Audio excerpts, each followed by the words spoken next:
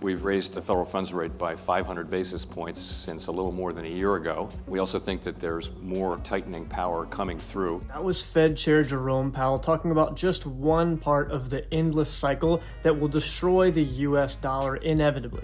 The US dollar is the world's reserve currency, which means almost all commodities are priced in the US dollar, which means all other countries have to hold the US dollar in order to trade those commodities. If we keep traveling down this road, we could be in a position where the US dollar is no longer the reserve currency, and that would spell big pain for the entire financial system of the United States. China and Russia are already collaborating on what they like to call de-dollarization of certain commodities, and this is while the Federal Reserve is not doing the US economy any favors.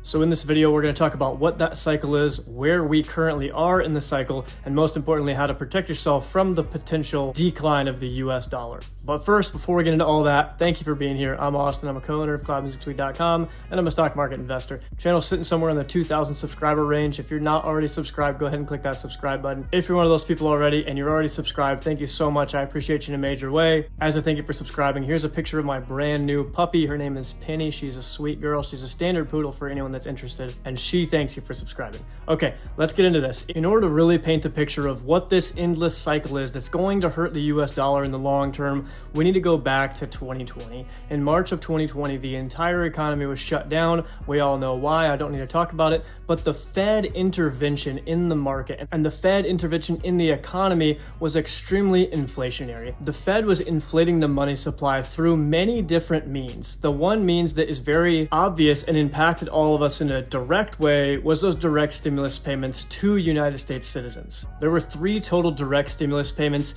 and we had the PPP, the Paycheck Protection Program, first round and second round, and we had the EIDL, the Economic Impact Disaster Loan. Both the PPP, both rounds, and the EIDL were almost all forgiven for every single person who took these out. It was absolutely rife with corruption, with so many institutions and individuals that didn't even need the money whatsoever at all, that were impacted by the pandemic, that were taking out these loans, and then they got fully forgiven. On top of that, the Fed pulled interest rates all the way to 0. Which meant that debt was very, very cheap. People were getting home loans in the 2%. People were getting car loans in the 2%. Those are the 2 largest volumes of personal debt, and this made real estate go insane. This made commodities go insane, and the Fed was buying municipal and corporate bonds this entire time. And all of this all together can be thought of as one term. When you hear the term quantitative easing, if you've never heard of it, it's basically a central bank increasing new money. So they're inflating the money supply.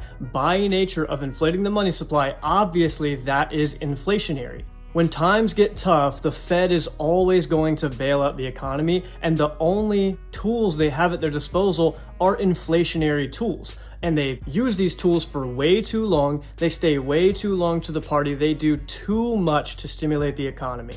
They bring rates to 0, they leave rates at 0 for a very long time, longer than they need to be. And then they say, hey, we've got a little bit of wave of inflation, but it's kind of important that we have this inflation so that we can make sure the economy stays strong. And then while the Fed says this inflation's not going to last, the inflation does end up lasting. And then once they realize that inflation's here to stay, now they have to go ahead and pull back on all that spending. They have to take away those liquidities from banks, stop buying corporate bonds, stop buying municipal bonds, no more stimulus payments. And as a result of this, in order to fight inflation, they have to go ahead and raise the Fed funds rate. And the Fed ended up having to raise rates faster than they have in 40 years to higher rates that we had in over 20 years. And this is all happening while the US government continues to raise the debt ceiling, continuing to put the US in a worse spot as it relates to debt. And since those Fed funds rates are high, we have to pay interest on those treasury bills that people are holding. And those interest payments only get higher and higher and higher as the Fed funds rate goes up. It isn't just individuals, it isn't just companies, it's also whole countries that are holding US treasuries. And we have to make those payments on that debt, which becomes way, way more difficult as the Fed funds rate is higher and as the US national debt continues to grow.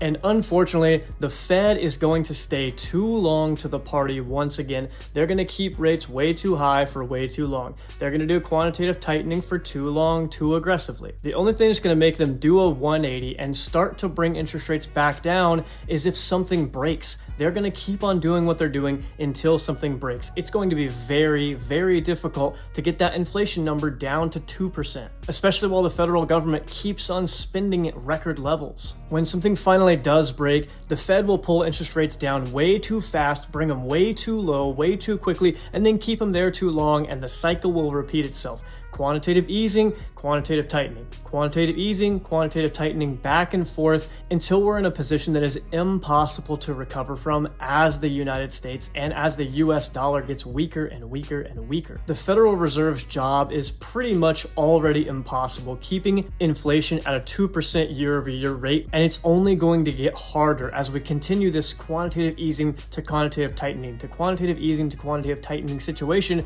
continually expanding the money supply and the US government continually expanding the debt ceiling, with it becoming harder and harder for the US government to make those payments on those treasury bills. That's going to make the Fed's strongest tool to bring inflation down, which is increasing those rates. It's going to make them not be able to use it nearly as much, because if the Fed puts the federal government in a position where they may default on their debt, the Fed is definitely going to have to bring rates down. So we're just kicking the can down the road toward what seems to be the eventual truth of the US entering an absolute hyperinflation cycle. And by the time we get to that point, the Fed is going to have so few tools in its bag that are actually effective that there's really nothing we can do to stop it. I hope I'm wrong. I hope we course correct and the US government and the Fed start to do something about this eventual death of the US dollar as the world reserve currency, but I don't see that changing anytime soon. So if you're worried about this, I think there's two really important ways to protect yourself. The first way to protect yourself is to go ahead and own some precious metals.